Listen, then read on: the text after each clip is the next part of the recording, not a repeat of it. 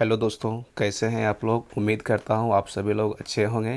देखिए, पिछले वीडियो में हमने पॉलिटी का जो है सो क्वेश्चन आंसर कराए थे और इससे पहले इतिहास का भी कराए थे और उसके बाद जैसे ज्योग्राफी में भी बहुत सारे क्वेश्चनों को हमने क्लास किए थे। उस क्लास के माध्यम से आपको समझाने के काम किए थे और इसमें जो है उस समझाए हुए चीज़ों को जितने भी क्वेश्चन बन रहा था ना, भारत के भूगोल हम स्टार्ट किए थे, थ्योरी क्लास हमने आपको प्रोवाइड कर दिए थे। और आज की सेशन में हम क्या बताएंगे, उसका जितने भी ऑब्जेक्टिव क्वेश्चन बन रहा है ना, उन सारे ऑब्जेक्टिव क्वेश्चनों को हल करने वाले हैं।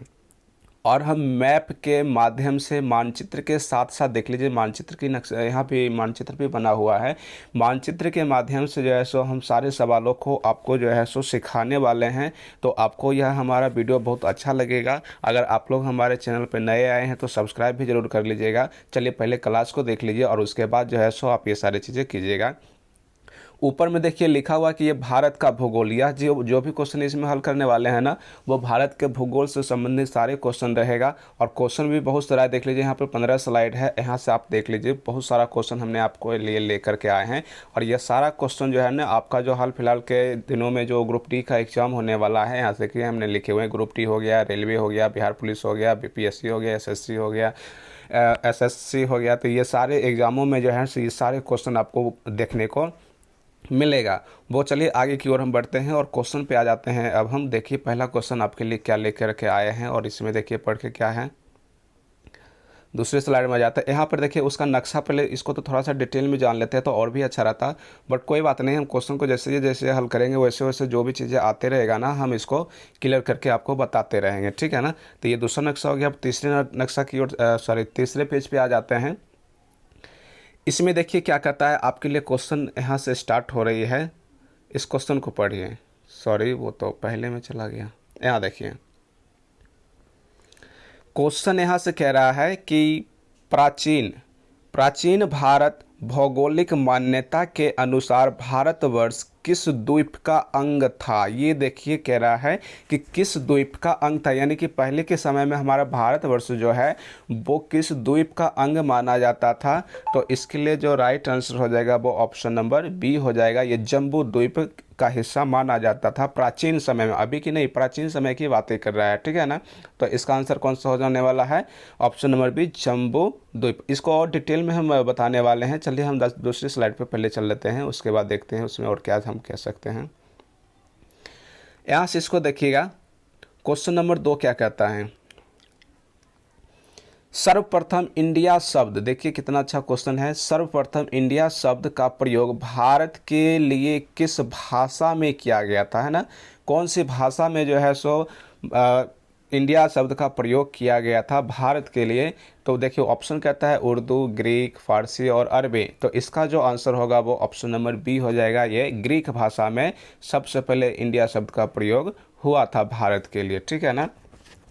3 नंबर क्वेश्चन देखिए, इसमें कहता है कि भारत की मुख्य भूमि की दक्षिण सीमा है। मुख्य भूमि की दक्षिण सीमा, देखिए इसमें सीमा जो है ना भारत का, उसके लिए हमने 2 प्रकार का प्रश्न बताए थे। इसी स्लाइड में देख लेते हैं, यहाँ पर फिगर दिया गया है, इसमें थोड़ा सा समझा दें हम। तो देखिए ये भारत की जो नक्शा है ना, इस भारत की नक्शा का जो सबसे ऊपर की जो बिंदु यहाँ पर जो है, इसी बिंदु का नाम हमने क्या बताए थे, तो ये इंदिरा कॉल के नाम से जाना जाता है।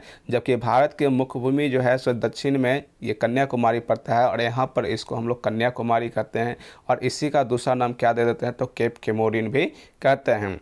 जबकि एक और बिंदु हमने बताए थे कि अंडमान निकोबार द्वीप समूह जो है सो इधर से ये लटका हुआ है और इसकी जो सबसे नीचे की जो बिंदु पड़ता है ना, इस बिंदु का ही नाम हम लोगों ने क्या बताए थे कि इंदिरा पॉइंट के नाम से जाना जाता है। इसको किस नाम से जाना जाता है, इंदिरा पॉइंट के नाम से जाना जाता है। और भी हमने बताए थे ये गुजरात के क्षेत्र में है। इसी क्षेत्र का नाम जो है सो सबसे पूर्वी बिंदु को, ये सबसे पश्चिमी बिंदु का नाम क्या दिए थे, तो हमने सरक्रिक बताए थे। और इधर पूरब की साइड जो भी पड़ता है उसके बारे में हमने क्या बताए थे, तो ये आपका किबुतु के नाम से जाना जाता है। तो इस क्वेश्चन में देखिए क्या कह रहा है क्वेश्चन, इसको समझिए।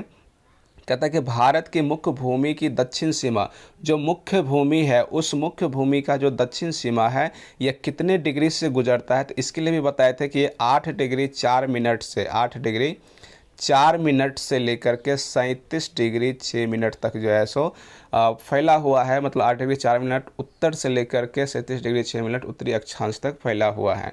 तो इसमें जो है सो दक्षिण सीमा पूछा गया था, इसका आप ऑप्शन देख लीजिए। 8 डिग्री 4 मिनट आ रहा है, तो ऐसा ऑप्शन कहाँ देखने को मिला? ऑप्शन नंबर सी में है। तो ये ऑप्शन नंबर सी इस क्वेश्चन का सही आंसर हो जाने वाला है। ठीक है ना। अब चलिए अगले क्वेश्चन की ओर बढ़ते हैं। क्वेश्चन नंबर 4 पे आ जाते हैं। 4 नंबर देखिए क्वेश्चन, ये रहा क्वेश्चन नंबर 4। इसको पढ़िए थोड़ा ध्यान से। क्वेश्चन नंबर 4 देखिए क्या कहता है कि भारतीय मानक समय आधारित है, यानी भारत की जो मानक समय रेखा जो है वो किस पर आधारित है, कितने डिग्री पर आधारित है, ये क्वेश्चन आपसे पूछा गया है। इसके बारे में हमने बताए थे आपको कि भारत की जो मानक समय रेखा है ना, वो 82.5 डिग्री से गुजरता है। कितने डिग्री से गुजरता है? 82.5 डिग्री, मतलब 82 डिग्री 30 मिनट भी हम इसको कह देते हैं। और इसी का नाम क्या दिए थे? तो मानक समय रेखा बोले थे, है ना, मानक समय रेखा। ठीक है। आपसे भी क्वेश्चन यही पूछा गया है कि भारतीय मानक समय किस पर आधारित है, वो कितने डिग्री पर आधारित हो जाएगा? तो ऑप्शन नंबर देखिए 82 डिग्री 30 मिनट कहाँ लिखा हुआ है? तो ऑप्शन नंबर हम सी में देख पा रहे हैं कि ऐसा क्वेश्चन का ऑप्शन लिखा गया है। तो ये इसका सही आंसर कौन सा हो जाएगा? Option number C, 82 degree 30 minute पूर्व देशांतर पर फैला हुआ है। ठीक है ना। अब अगले क्वेश्चन की तरफ चलते हैं। क्वेश्चन नंबर 5 की ओर आ जाते हैं। अगला क्वेश्चन देखिएगा। क्वेश्चन नंबर 5 समझिए यहाँ से क्या कहता है कि भारत का प्रमाणिक समय उस स्थान का स्थानीय समय है जो स्थित है, यानी कि भारत का जो प्रमाणिक समय जो है वो कौन सी स्थान पर निर्धारित है, यानी कि उसको न्यूट्रल पॉइंट मान करके और वहीं से जो है सो समय का निर्धारण किया जाता है। तो वो जो हमने अभी बताया ना कि मानक समय रेखा वो इलाहाबाद के समीप से गुजरता है। कहाँ से गुजरती है? इलाहाबाद के समीप से। तो इसका ऑप्शन देखिए, ऑप्शन नंबर ए आता है दिल्ली के समीप, कोलकाता के समीप, इलाहाबाद के समीप या भोपाल के समीप। तो ऑप्शन नंबर कहाँ देखने को मिला? सी नंबर में देखने को मिला, इलाहाबाद के समीप। तो इसका जो आंसर हो जाएगा वो कौन सा हो जाएगा? तो ऑप्शन नंबर सी इस क्वेश्चन का सही आंसर हो जाएगा। अब अगले क्वेश्चन की तरफ हम लोग बढ़ते हैं। 5 के बाद क्वेश्चन नंबर 6 की ओर देखते हैं। क्वेश्चन नंबर 6, हाँ देखिए क्वेश्चन आ चुका है। क्वेश्चन नंबर 6 यहाँ से पढ़िए इसको।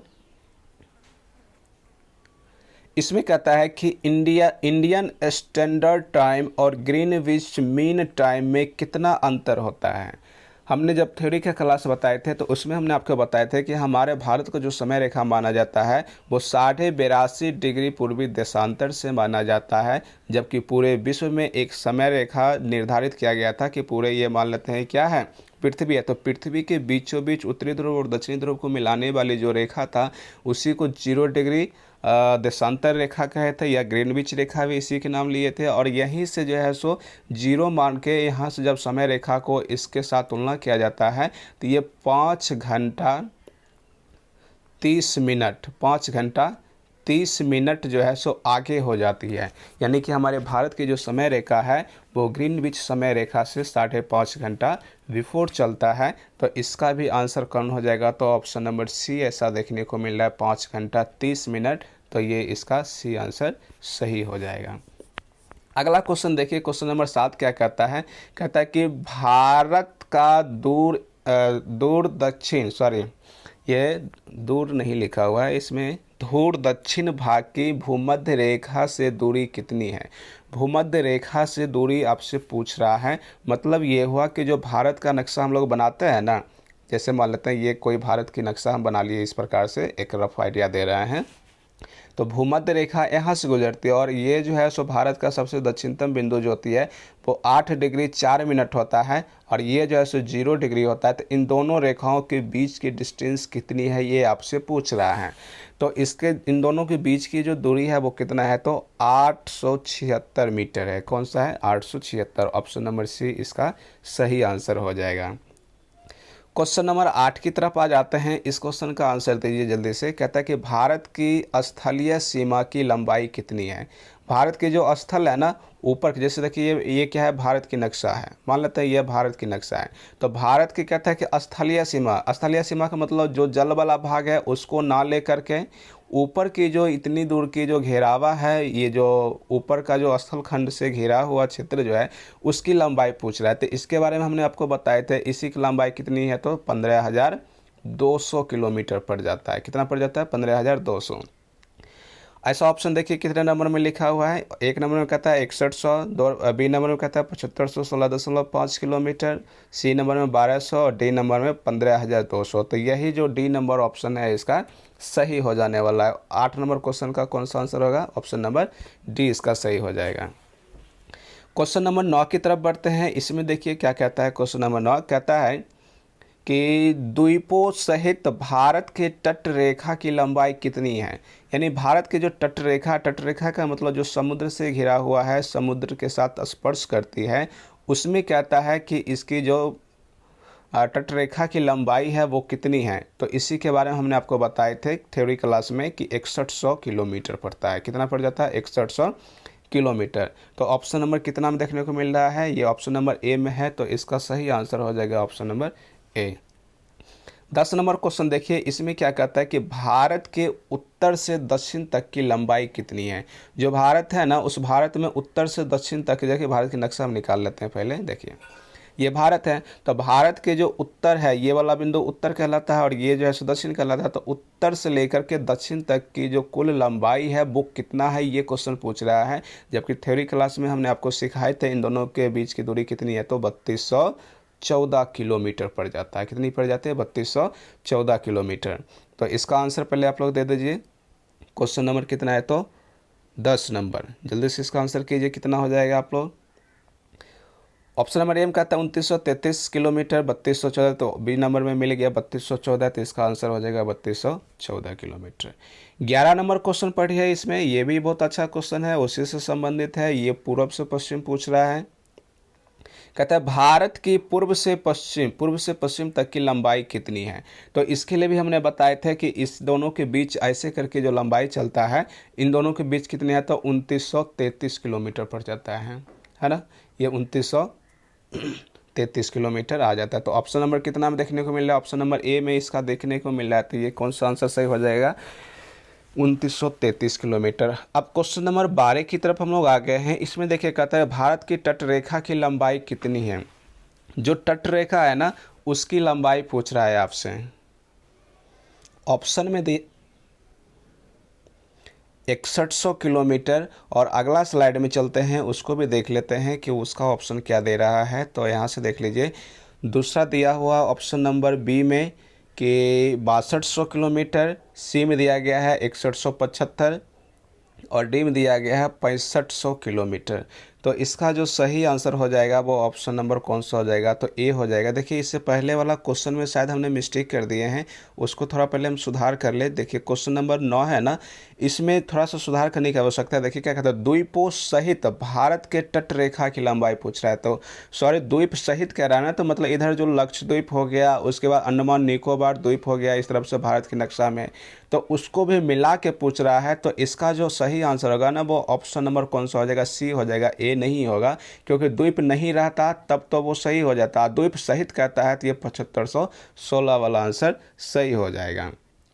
अब क्वेश्चन नंबर 12 में देखिए द्वीप नहीं दे रहा है, सीधा कहता है भारत के तट रेखा की लंबाई कितनी है। तब आपको समुद्री सीमा की जो लंबाई मुखभूमि का जो उसका पूछ रहा है, तो ये कौन सा हो जाएगा, ऑप्शन नंबर ए इसका सही आंसर हो जाएगा। अब चलिए अगले स्लाइड की ओर चलते हैं। इसमें देखिएगा, समझिए इसको। हाँ, 13 नंबर क्वेश्चन यहाँ देखने को मिल रहा है, इसको समझिए पहले।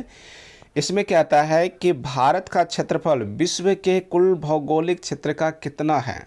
भारत का जो क्षेत्रफल है वो विश्व के कुल भौगोलिक क्षेत्रफल का कितना प्रतिशत हिस्सा है, तो ये 2.4 हो जाएगा। ऑप्शन नंबर बी इस क्वेश्चन का सही आंसर हो जाएगा। अब आगे क्वेश्चन नंबर 14 की तरफ बढ़ते हैं। 14 नंबर देखिए इसको। 14 नंबर कहता है कि भारत की कुल क्षेत्रफल का कितना प्रतिशत भाग पर्वतीय क्षेत्र, ब्रैकेट में कह रहा है कि मध्य समुद्र तल से 2135 मीटर या उससे अधिक ऊंचाई के अंतर्गत आता है।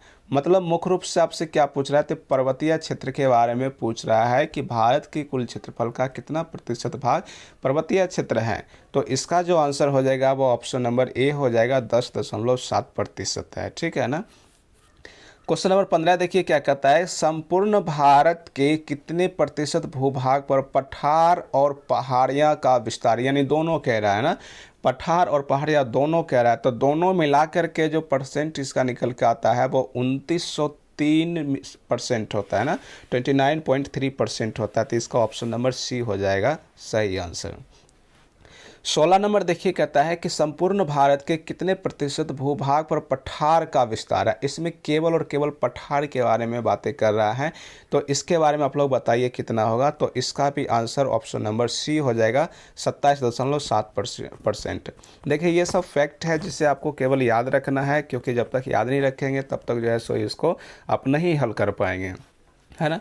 और सारे क्वेश्चन जो है सो इम्पोर्टेंट क्वेश्चन लिया गया है जो हमने क्लास में बताए हैं, और यही सारा क्वेश्चन जो है सो आपको जितने भी कॉम्पिटिटिव एग्जाम होती है या बोर्ड के एग्जाम होता है सभी एग्जामों में ये क्वेश्चन आते रहता है, इसलिए आप लोग इसको अच्छे से याद कर लीजिए।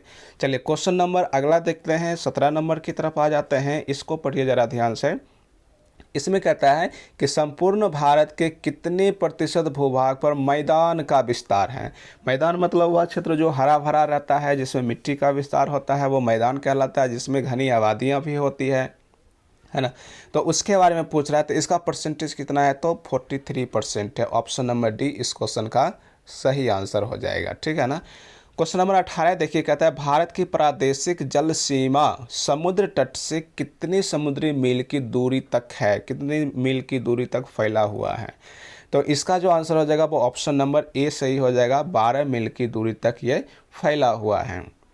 क्वेश्चन नंबर 19 देखते हैं। 19 नंबर में क्या कहता है, इसको पढ़िए ज़रा ध्यान से, कि भारत का संलग्न क्षेत्र प्रादेशिक जल सीमा के आगे कितनी समुद्री मील की दूरी तक है।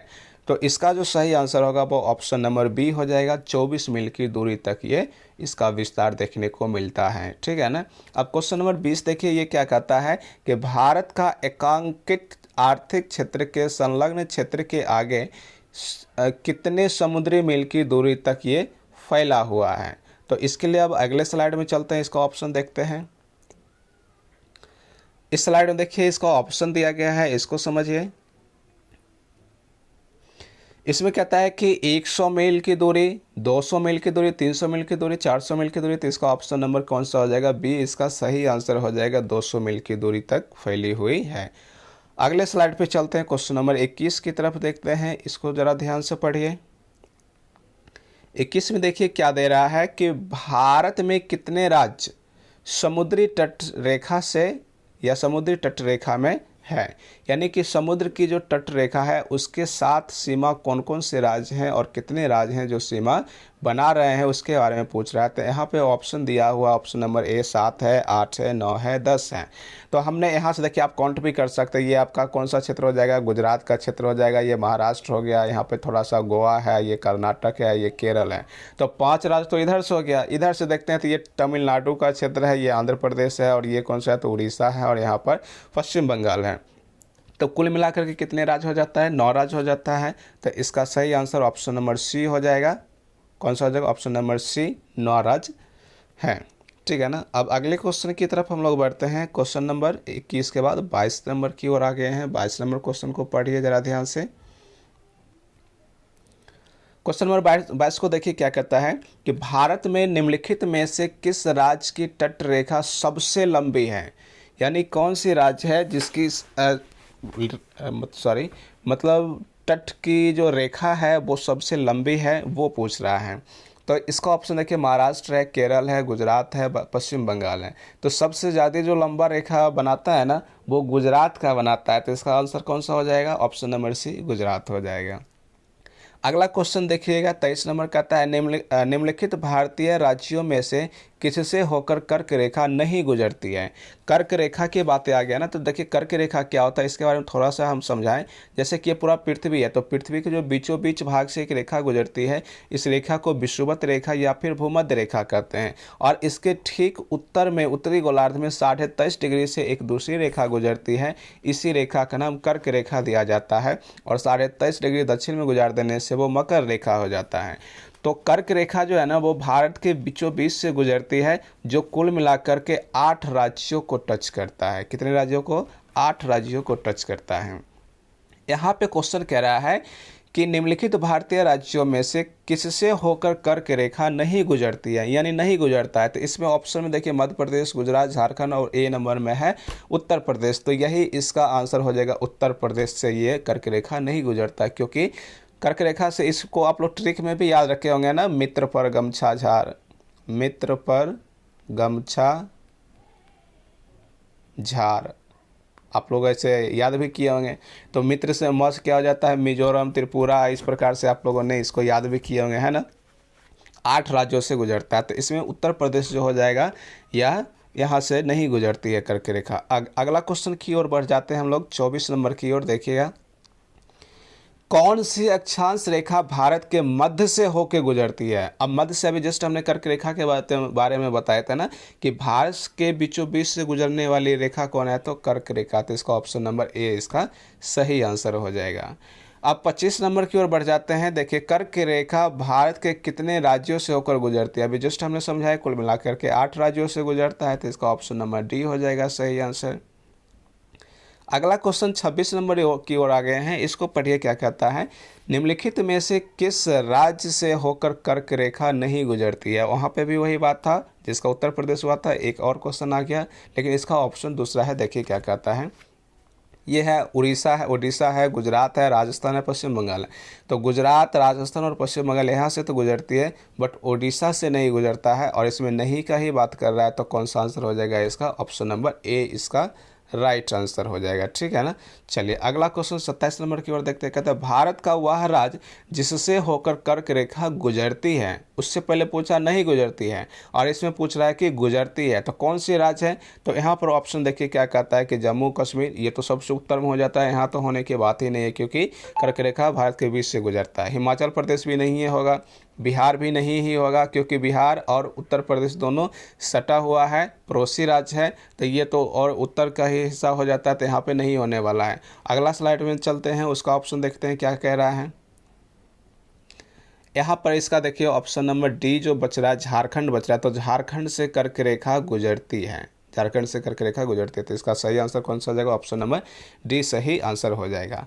क्वेश्चन नंबर 28 की ओर देखते हैं। कहता है, भारत का दक्षिण बिंदु है, यानी भारत जो है उसका सबसे दक्षिण बिंदु का नाम क्या है। अब यहाँ से देखिए मैप जो हमने बताए थे, उस मैप के माध्यम से आप इसको समझिए कि ये जो भारत है, भारत के सबसे दक्षिण बिंदु तो यहाँ पर बताया था कन्याकुमारी है, लेकिन उसके बाद अंडमान निकोबार द्वीप बनाए थे, और उसके सबसे नीचे की जो बिंदु बताए थे, इसे बिंदु का नाम क्या बताए थे, इंदिरा पॉइंट बताए थे। तो यहाँ पर कहता है भारत का सबसे दक्षिणतम बिंदु है, तो कौन सा है हो जाएगा इसका आंसर, ऑप्शन पढ़िए।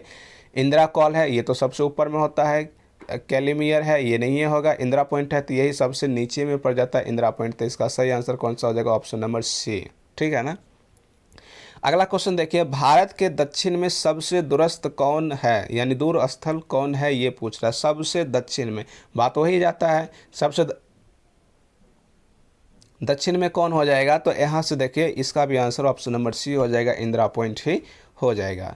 अब अगला क्वेश्चन नंबर 30 की ओर आ गए हैं। क्वेश्चन नंबर 30 को देखिए, इंदिरा पॉइंट अन्य नाम से, इंदिरा पॉइंट का अन्य नाम क्या है, यानी कि इंदिरा पॉइंट को हम लोग और किन किन नामों से जानते हैं, ये पूछ रहा है। तो ऑप्शन देखिए, पार्सन पॉइंट, लाही चिंग, उसके बाद पिगमेलियन पॉइंट, और इनमें से सभी। तो इन सारी नामों से जो है इंदिरा पॉइंट को जाना जाता है। तो ये बहुत ही अच्छा क्वेश्चन है, यही आपको जोड़ी बनाने के लिए बीपीएससी के एग्जाम में दे दिया जाएगा। तो उस वक्त जो है सो आप इसको मिस्टेक कर सकते हैं, लेकिन आप मिस्टेक ना करें, इसलिए ऐसे ऐसे क्वेश्चनों को हमने आपके सामने लेकर के उपस्थित हुए हैं।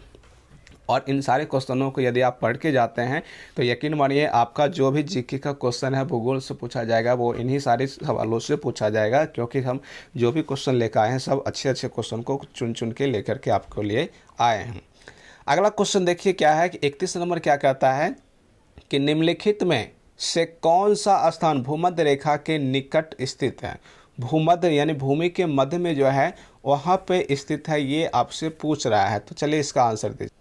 ऑप्शन इसका कहता है Cape Comorin, Rameswaram, Indira Point, Indira Col, तो इस क्वेश्चन को जो अगर ध्यान से पढ़िएगा ना तो क्या कहता है, निम्न में से कौन सा स्थान भूमध्य रेखा के निकट स्थित है। तो भारत की जब नक्शा हम लोग बनाते हैं ना तो भारत की नक्शा यहाँ 8 डिग्री 4 मिनट से गुजरती है और भूमध्य रेखा इसके नीचे होती है। तो भूमध्य रेखा के सबसे नीचे में कौन होगा ये आपसे पूछ रहा है। और इधर से जैसे अंडमान निकोबार का क्षेत्र है तो यहाँ पर जैसे इंदिरा पॉइंट है, तो सबसे नज़दीक कौन सा हो जाएगा, इंदिरा पॉइंट ही तो भूमध्य रेखा के नज़दीक जा रहा है ना।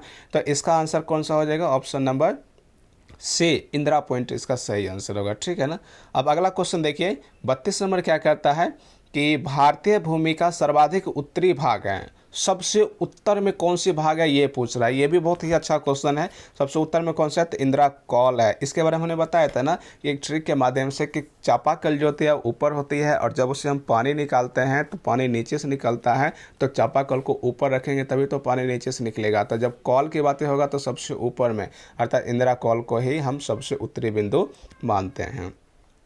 ठीक है। अब अगला क्वेश्चन देखिए 33 नंबर क्या करता है कि भारत का दक्षिण स्थान इंदिरा पॉइंट निम्नलिखित में से कहाँ स्थिर है। इंदिरा पॉइंट जो है वो कहाँ स्थिर है ये पूछ रहा है। अगले स्लाइड पे चलते हैं हम लोग। इसमें देखिए इसका ऑप्शन दिया गया है, इसको जरा ध्यान से पढ़िए।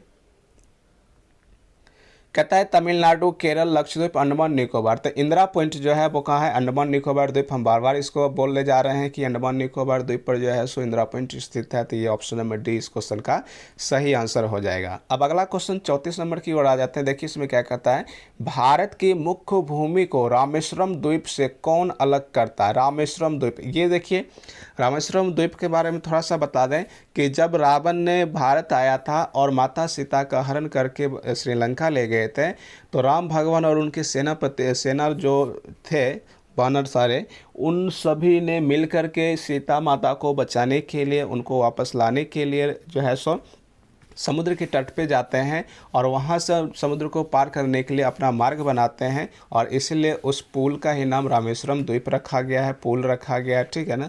तो इसका आंसर दीजिए जल्दी से। कहता है कि रामेश्वरम द्वीप से कौन अलग करता है। ऑप्शन पढ़िए इसका क्या कहता है, पाक जल संधि, Pamban channel, 10 degree channel, 9 degree channel. तो इसका जो आंसर होगा ऑप्शन नंबर बी हो जाएगा, पंबन चैनल। ठीक है। रामेश्वरम द्वीप से कौन अलग करता है, तो पंबन चैनल इसको अलग करता है। अब क्वेश्चन नंबर 35 की ओर आ गए हैं, इसको पढ़िए। थोड़ा सा और बच गया है, जल्दी से इसको भी समझ लीजिए क्योंकि इन सारे क्वेश्चनों को पढ़ के अगर आप एग्जाम देने के लिए जाते हैं तो आपका स्कोरिंग बहुत अच्छा होने वाला है। इतना बात समझ के रहिए। 35 नंबर देखिए कहता है आदम का पुल निम्नलिखित में से किन दो देशों के मध्य स्थित है। देखिए आदम का पुल और रामेश्वरम पुल दोनों एक ही नाम से जाना जाता है। हालांकि इसमें कुछ विवादित भी है, जो विवादित पॉइंट को हम यहाँ पर डिस्कशन नहीं कर रहे हैं, लेकिन थोड़ा समझाने के लिए बता दिए कि दोनों एक ही नाम है। आदम ब्रिज भी कह देते हैं, कोई रामेश्वरम भी कह देते हैं। ये धार्मिक मुद्दा हो जाता है, इनसे थोड़ा हम अलग रहते हैं।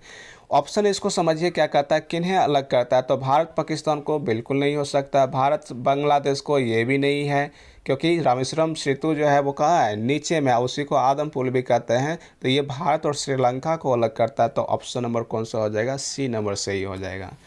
क्वेश्चन नंबर 36 की ओर देखिए क्या कहता है, निम्न द्वीपों के युग्मों में से कौन सा एक 10 अंश जलमार्ग द्वारा आपस में पृथक किया जाता है। 10 अंश के जलमार्ग द्वारा पृथक किया जाता है। तो इसका जो सही आंसर हो जाएगा वो ऑप्शन नंबर ए हो जाएगा, अंडमान निकोबार द्वीप को ये अलग करता है। 37 नंबर क्वेश्चन को देखिए, इसके बारे में क्या कहता है। क्वेश्चन नंबर 37 पढ़िए इसको। कहता है कि दक्कन पास किसके बीच स्थित है। ऑप्शन इसका कहता है उत्तरी अंडमान एवं मध्य अंडमान, दूसरा कहता है दक्षिणी अंडमान एवं मध्य अंडमान, तीसरा कहता है दक्षिणी अंडमान एवं छोटा अंडमान। तो इसका जो सही आंसर हो जाएगा ना वो ऑप्शन नंबर सी सही हो जाएगा। ठीक है ना, दक्षिणी अंडमान एवं छोटा अंडमान। अब क्वेश्चन नंबर 38 की ओर हम लोग आ गए हैं, इसको जरा पढ़िए क्या कहता है। कहता है द्वीप एक द्वीप है, मतलब हम एक द्वीप का नाम, एक जो है सो हम कह सकते हैं द्वीप कौन सा था हमारा, अंडमान निकोबार द्वीप के बारे में नाम सुने होंगे। तो अंडमान और निकोबार द्वीप, सॉरी ये अंडमान निकोबार नहीं है, वो क्या है, तो एक मिनट, हाँ दमन और द्वीप के नाम आप सुने होंगे। तो दमन और द्वीप जो कहते हैं, तो द्वीप कहाँ के क्षेत्र में पड़ जाता है, तो ये गुजरात के क्षेत्र में पड़ता है। तो इसका ऑप्शन नंबर कौन सा, यहाँ तो नहीं मिला, चलिए अगले स्लाइड में चलते हैं।